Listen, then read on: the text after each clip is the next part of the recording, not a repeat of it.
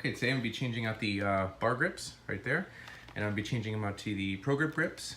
Same exact ones that the Special has. So first step here, what we're gonna do is pull the bar ends off the bike. Okay, once you get the bar ends off, this becomes really easy. I slipped it out. There's like a little grip right here. You kind of slip them out. There's a little kind of holder in there. Just slip everything out so it's like this. And then what I'm gonna do is take compressed air and push it right in there, and just this whole thing will just slide out of this.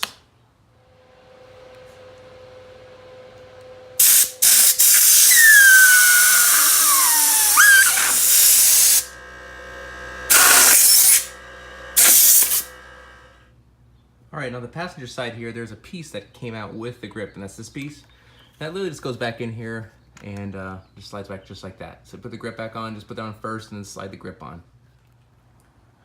Okay, now we got both the grips out, we can see one has a bigger hole than the other. And of course, the bigger hole is gonna be the throttle hole. So when you go ahead and buy the new ones, you wanna make sure that the throttle hole, the thinner one, goes on, of course, the throttle side.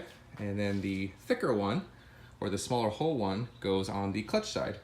If you try and put the clutch side on the actual throttle side, you're not gonna have a good day. So make sure you pay attention to that. You got a small side and you got a big side for the new grips. New grips, you can see it's pretty obvious. That's the big one, that's the small one.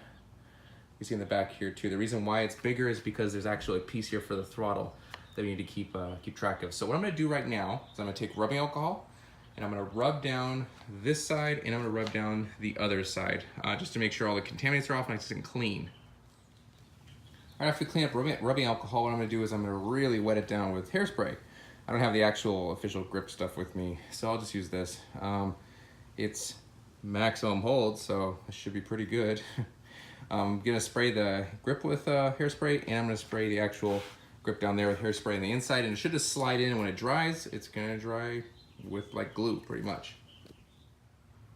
All right, so this one went on pretty easily.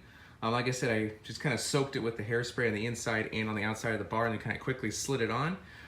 You may have to go back and forth. This, of course, there's a top to it, so I made sure you can twist this whole thing to front and back and kind of twist it around once you get it on there. But basically when you slide it on, you want to twist, twist, twist, and it'll slide, slide, slide, and eventually get all the way on.